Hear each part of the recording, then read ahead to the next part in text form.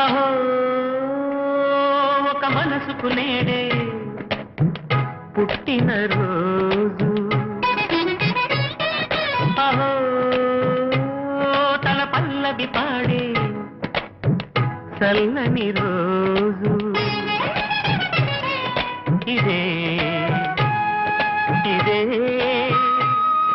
కుహూ స్వరాల కానుక, మరో వసంత గీతిక జనించు రోజు.